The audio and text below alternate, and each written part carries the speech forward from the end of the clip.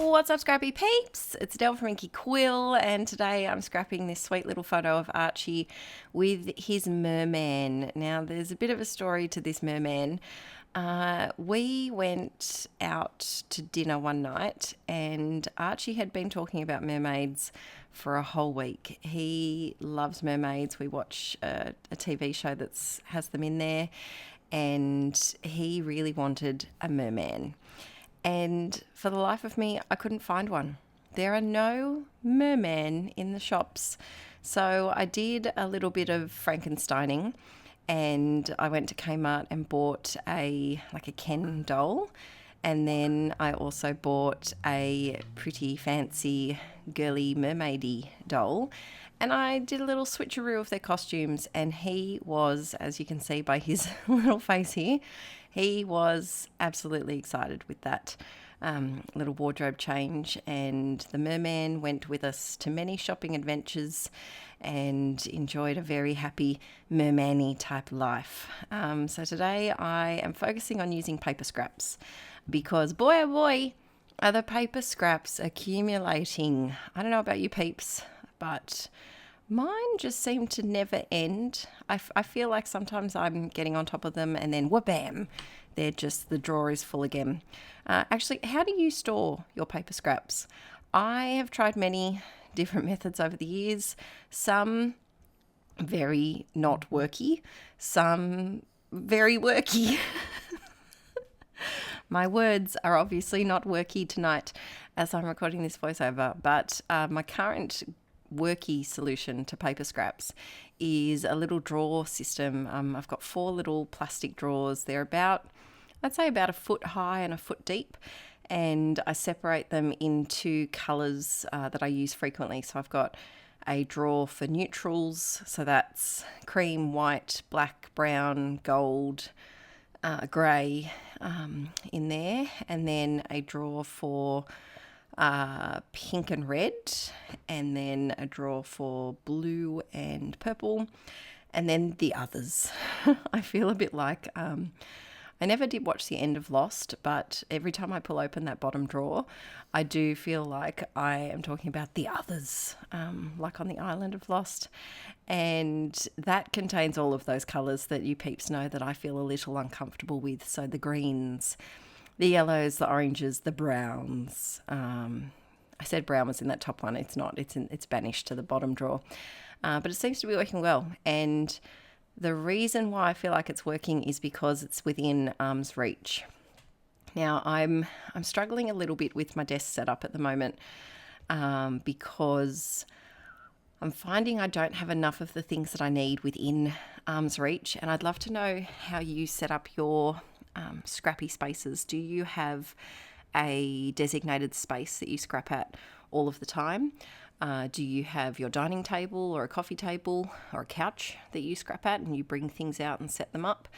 I feel like I need to use the space behind my desk a little better.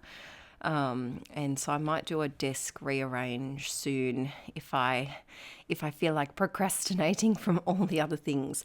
You know, if you see a craft room video that is called like, I rearranged my whole space, you know that I've got housework that I'm very much procrastinating from. So these sticker sheets are from Kmart. They were really cheap. I think they were about maybe $3 or $4.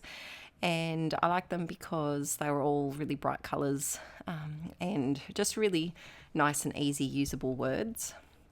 That tag on the left is from a Patreon video that I posted several months ago where we made some DIY embellishments using leftover thickers. And then I was really glad to use these thickers because the glitteries, they get me a bit. I like them in theory, but when it comes to using them, I feel like sometimes a bit overwhelmed and like they're a bit wha-bam in your face. And I did feel like the aqua glitter was very mermanish, and so I thought that was appropriate. I'm slipping in a tiny little slither of washi tape. I've been going through my washi tape and slowly building it up.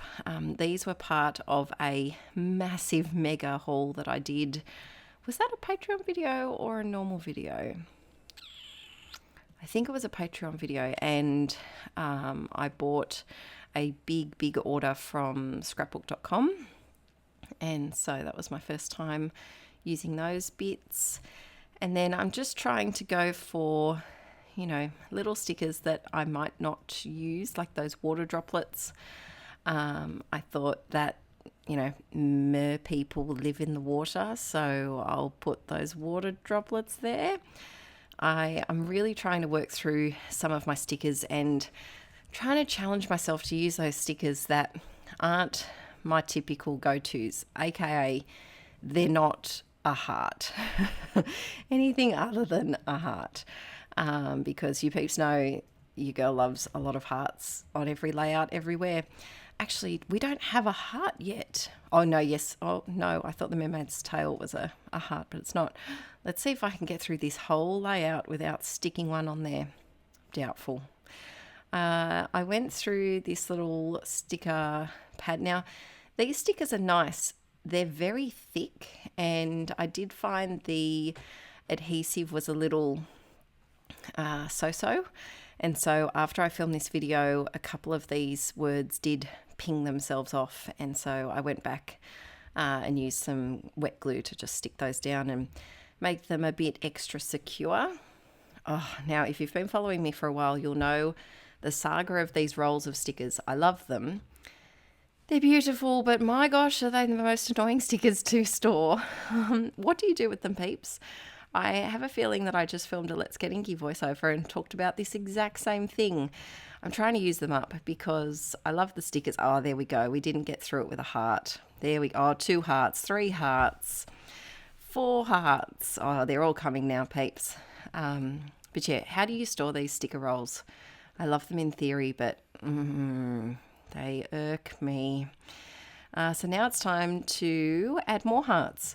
And so I'm using my Nuvo glue, which I am always struggling with because my bottles seem to get used up quite often. I'm just sticking down some little tiny glittery bits that I'd punched out with some Fiskars punches. And this layout's almost coming to an end, but I do want to add some journaling just about the whole Merman experience. And I'd love to know your thoughts on if your children or grandchildren had perhaps a unconventional favourite toy. I've heard stories of kids who, there was one that was in a mother's group that I was in, and their child was obsessed with this red chopping board. And so they would take a red chopping board wherever they went. So they'd be in the pram holding their red chopping board. And I'd love to know, do any of your children or grandchildren or little tiny humans in your life have any peculiar toy choices? I don't think our kids really do they? I don't think they have any strange miscellaneous things. Violet loves tiny spoons. Violet is, yes, the tiny spoons. Oh, I'm glad I got reminded of that. Violet is obsessed with tiny measuring spoons. She won't be happy. I bought her plastic play spoons. I've bought her metal play spoons. No, she only wants mummy's measuring spoons. My tablespoon's gone. My teaspoon's gone. So now every time I cook, I have to use the half teaspoon and do a million little bits because the sweet little bugger has run off with my measuring spoons, and she hides them in her bags and takes them to the shops with us and then just whips one out. Surprise, got a spoon. You never know when you might need one. So I've been really liking my gold Uniball Signo Broad gel pen just to add a few little details. And just hands, we're done. So thanks for joining today, peeps. I know I haven't posted for a little while. I've had a lot going on with some extended family and things. Nana's been in hospital this week, but she's out. And so I am going to redo my usual uploading schedule from now. Here's a little sneak peek at a couch scrapping layout that I did, and I just scrapped right on the back of it. All right, peeps, have a fabulous weekend, and I'll see you next week. Bye.